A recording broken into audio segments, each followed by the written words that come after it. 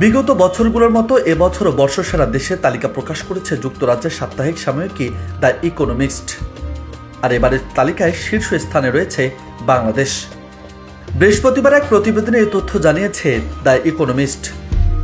সেখানে বলা হয়েছে, বর্ষসেরা দেশের তালিকা প্রস্তুতের ক্ষেত্রে বিত্ত, সুখ কিংবা নৈতিকতার মানদণ্ডকে সেভাবে ধর্তব্যে আনা হয়নি, বরং 2023 সালের তুলনায় 2024 সালে অর্থাৎ গত 12 মাসে যেসব দেশ সবচেয়ে বেশি উন্নতি করেছে সেগুলোর ভিত্তিতে প্রস্তুত করা হয়েছে বর্ষসেরা দেশের এই তালিকা।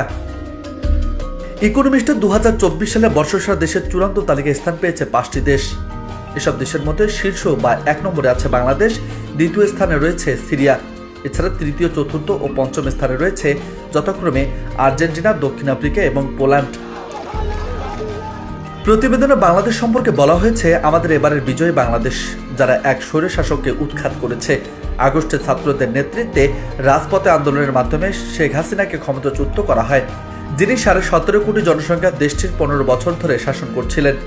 দেশের স্বাধীনতার নায়কের কন্যা হিসেবে তিনি একসময় অর্থনৈতিক প্রবৃদ্ধির নেতৃত্ব দিয়েছিলেন, কিন্তু পরবর্তীতে তিনি দমন শুরু করেন, নির্বাচনে কারচুপি করেন, বিরোধীদের কারাগারে পাঠান এবং নিরাপত্তা বাহিনীকে আন্দোলনকারীদের উপর গুলি চালানোর নির্দেশ দেন।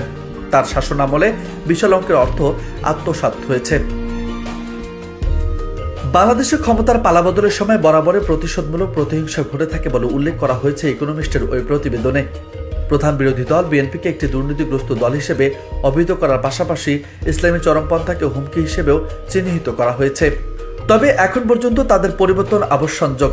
শান্তিতে নোবেল পুরস্কার জয়ী ডক্টর মোহাম্মদ ইউনূসের নেতৃত্বে সেখানে রয়েছে একটি অস্থায়ী সরকার, যা ছাত্র, সেনাবাহিনী, ব্যবসায়ী ও নাগরিক সমাজের সমর্থন পেয়েছে।